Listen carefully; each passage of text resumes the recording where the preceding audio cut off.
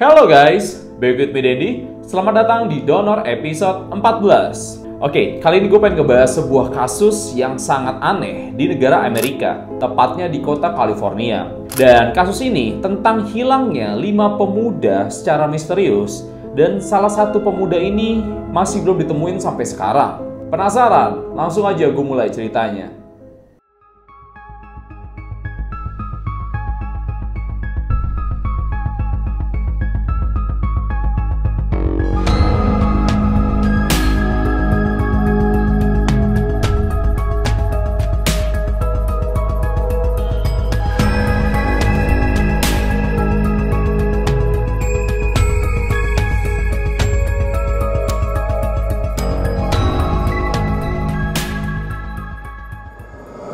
Malam hari di bulan Februari tahun 1978, seorang kakek-kakek berumur 55 tahun bernama Joe Sean sedang dalam perjalanan menuju rumahnya di daerah pegunungan. Rencananya dia mau pergi main ski bersama keluarganya minggu depannya. Jadi dia mau ngecek perlengkapannya di rumah yang berada di atas gunung itu. Namun tiba-tiba hari itu muncul badai salju. Dia terjebak di tengah badai salju dan dia nggak tahu lagi berada di mana. Dia sangat panik ketika mobil yang dikendarainya tiba-tiba terjebak salju dan nggak bisa jalan sama sekali. Dia coba turun untuk membersihkan saljunya, tapi tetap aja nggak berhasil. Tiba-tiba dia mendadak kena serangan jantung. Joe yang kesakitan langsung masuk ke dalam mobil sambil nyalain mesin mobilnya, sekalian ngangetin badan. Dia rebahan di dalam mobil sambil menahan sakit dan menunggu orang yang lewat. Setelah cukup lama, Joe melihat sepasang lampu mobil sedang berjalan menuju ke arahnya. Dia udah mulai lega karena mungkin itu bantuan yang diharapkan. Dia turun dari dalam mobil dan berteriak minta tolong ke arah mobil itu. Namun mobil itu cuma jalan terus, nyuekin permintaan tolongnya dia. Dia melihat ada 5 orang laki-laki dan seorang wanita dan juga bayi di dalam mobil tersebut. Lelah berteriak, Joe balik lagi masuk ke dalam mobil sambil menunggu bantuan yang lain datang. Mobil yang tadi dilihat Joe tiba-tiba berhenti nggak jauh dari mobil Joe terparkir. Dan di situ dia berpikir mungkin orang-orang ini melihat permintaan tolongnya dia dan mau membantunya. Tapi kelima laki-laki itu hanya berjalan melewati mobil dia. Joe yang nggak punya energi lagi menghabiskan malam di dalam mobilnya. Dia tertidur sambil berharap bantuan datang. Badai pun berlalu. Karena mobilnya ini kehabisan bensin, dia pun memutuskan untuk berjalan kaki mencari bantuan. Dia berjalan melewati mobil kelima laki-laki semalam, tapi dalam keadaan kosong. 8 mil kemudian, Joe menemukan bantuan yang selama ini diharapkan. Dan dia akhirnya balik ke rumahnya dengan selamat. Tapi tanpa Joe ketahui, dia adalah satu-satunya orang yang kembali selamat ke rumahnya pada hari itu. Dan dia juga nggak menyangka kalau dia menjadi satu-satunya saksi atas kasus yang paling aneh di abad 20.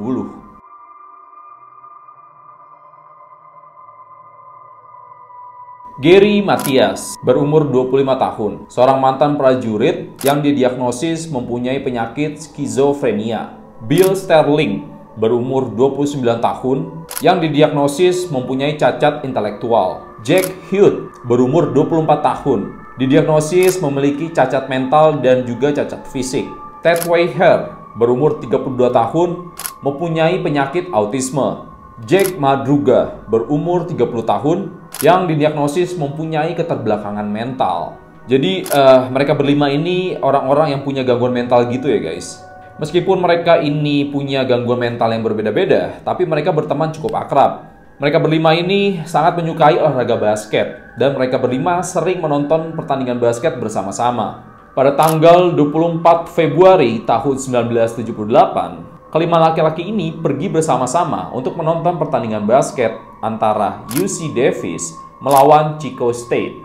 Mereka menontonnya di California State University, ya di dalam kampus gitulah. Pertandingan selesai jam 10 malam dan dimenangkan oleh klub UC Davis yang mana merupakan klub favorit mereka berlima. Dalam perjalanan pulang, mereka berlima mampir dulu ke sebuah supermarket untuk membeli cemilan. Dan setelah mereka pergi dari supermarket, mereka bukannya jalan menuju ke rumahnya, tapi malah jalan menuju ke pegunungan. Yang jaraknya itu sekitar 70 mil dari tempat mereka menonton pertandingan basket. Pagi harinya, ibu Ted ini sangat kaget ketika dia ngecek ke dalam kamar anaknya ini belum pulang semalaman. Lalu dia nelpon ibunya Bill untuk nanyain, kira-kira Ted ini nginep nggak di rumahnya si Bill. Gak lama kemudian, kelima orang tua mereka saling menghubungi satu sama lain. Dan ketika mereka sadar ada hal yang aneh, mereka langsung lapor ke polisi. Ini bagian yang seru nih. Pencarian pun dimulai. Koran, radio, dan televisi mulai memberitakan tentang hilangnya 5 pemuda ini. Hari Selasa tanggal 28 Februari. Joe yang awal gue ceritain tadi, yang dia kejebak salju itu, ketika dia ngeliat beritanya di koran, dia langsung pergi melapor ke polisi. Joe ngasih tahu kalau dia pernah ngeliat mobil yang dikendarai oleh 5 pemuda ini lagi berada di atas gunung. Dan gak pakai lama, polisi hutan pun langsung menuju ke lokasi yang Joe kasih tahu. Ketika sampai sana, benar mobilnya masih terparkir di pinggir jalan tanpa ada kerusakan atau lecet sedikit pun. Bensinnya ketika dicek pun cukup, dan ketika dijumper akinya, mobilnya itu langsung nyala, menunjukkan kalau nggak ada tanda-tanda kerusakan sama sekali.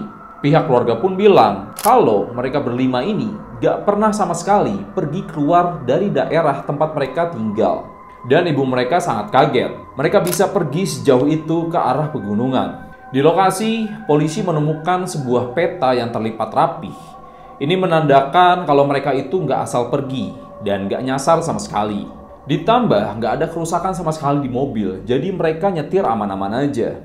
Di sekitar mobil itu juga polisi nggak ngeliat apa-apa lagi selain hutan yang sangat lebat. Dan menurut polisi, pilihan untuk masuk ke dalam hutan selebat itu dan ditambah lagi badai salju, itu merupakan pilihan yang nggak mungkin dilakukan oleh 5 orang pemuda. Ditambah mereka ini cuma memakai pakaian yang tipis. Terus kelima pemuda ini kemana?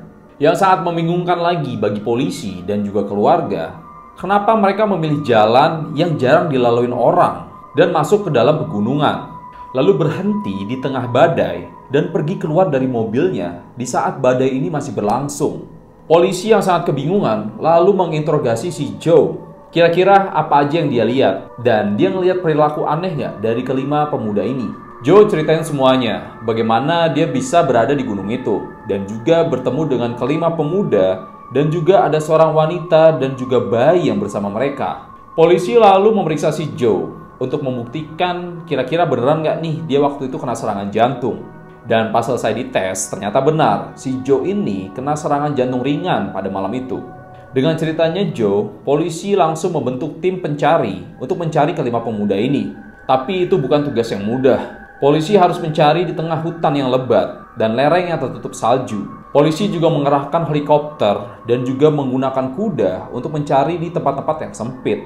Pihak keluarga juga melakukan sayembara dan memberikan hadiah sebesar $2.600 untuk siapa saja yang bisa memberikan informasi yang jelas tentang keberadaan kelima pemuda ini. Tapi nggak ada satupun informasi jelas yang mereka dapatkan. Ada juga beberapa laporan palsu. Jadi kayak cuma pengen hadiahnya doang gitu. Dan karena banyaknya informasi yang nggak jelas, polisi yang udah lama mencari mereka pada saat itu akhirnya mengambil kesimpulan kalau mungkin kelima pemuda ini secara sukarela ingin mengakhiri hidupnya di tengah hutan. Tapi alasannya kenapa? Dan kalau misalkan benar di tengah hutan, mayatnya berada di mana?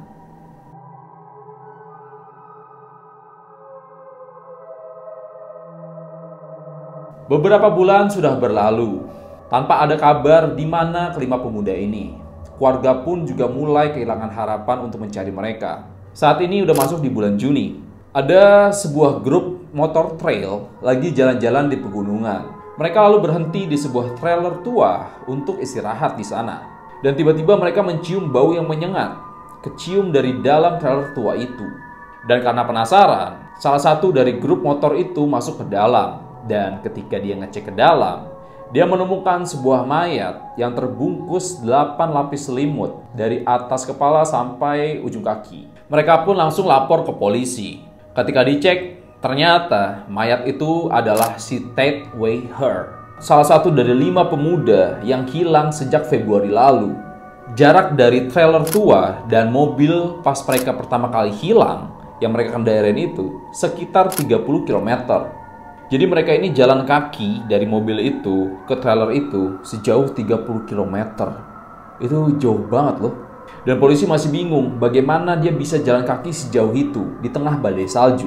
Ahli forensik menyebutkan kalau si Ted Weher ini menghabiskan waktu sekitar 8-12 minggu di dalam trailer sebelum akhirnya meninggal karena pneumonia. Pneumonia itu kayak semacam radang paru-paru gitu ya guys. Jadi kayak paru-paru kalian itu kemasukan cairan yang sangat banyak. Di dalam trailer itu, polisi juga menemukan makanan yang cukup untuk bisa bertahan hidup selama berbulan-bulan.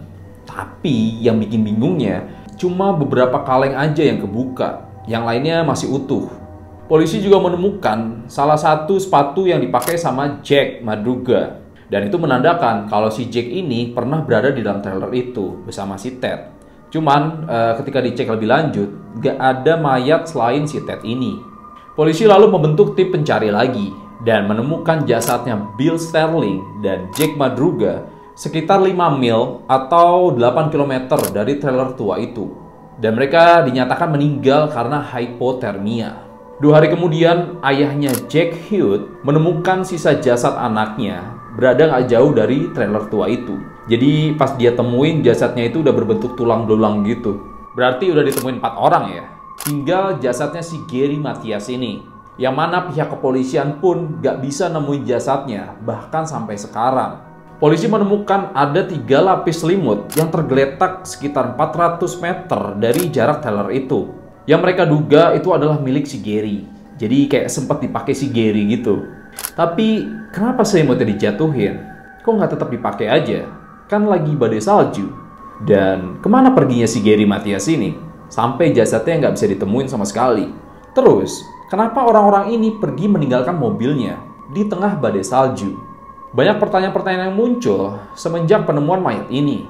Kayak misalnya ya, kan di dalam trailer itu banyak makanan yang cukup untuk mereka tinggal selama berbulan-bulan di sana. Terus kenapa mereka cuma makan beberapa kaleng aja?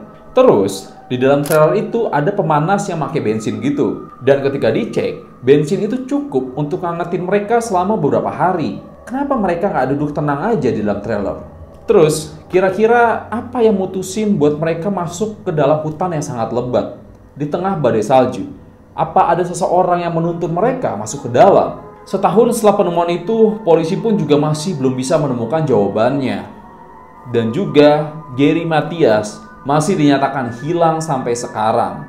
Polisi pun sudah setahun penuh mencari keberadaannya si Gary Mathias ini, tapi hasilnya nihil. Gak ada yang tahu alasan mereka pergi ke gunung itu untuk apa dan kenapa. Ibu dari Jack Madruga mengatakan kepada koran The Washington Post bahwa dia percaya ada sesuatu kekuatan yang menuntun mereka ke sana dan menyesatkan mereka. Dia sangat gak percaya kalau anaknya ini pergi ke tengah hutan itu dengan kemauannya sendiri. Pasti ada yang menipu mereka atau mengancam mereka katanya. Pihak polisi dan keluarga pun mati-matian mencari jawaban atas apa yang terjadi kepada anak-anak mereka. Tapi tetap aja gak ada bukti dan petunjuk baru. Dan karena pada saat itu masih tahun 1970, teknologi canggih belum ada. Dan semua teori dan kesimpulan dibuat berdasarkan asumsi belaka.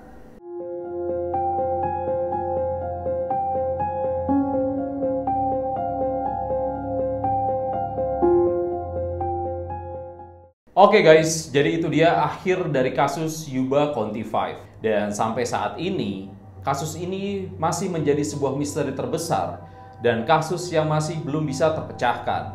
Oke, buat kalian yang pengen gue ngebawain cerita-cerita horor atau gue ngebahas unsolved mysteries, bisa banget langsung aja komen di bawah. Atau kalian punya cerita horor dan pengen gue bawain di donor, bisa banget kirimin aja cerita kalian ke email atau enggak DM gua yang bakal gue cantumin di deskripsi. Oke, sampai sini dulu guys. Sampai ketemu di next episode. Thank you so much for watching. Bye-bye.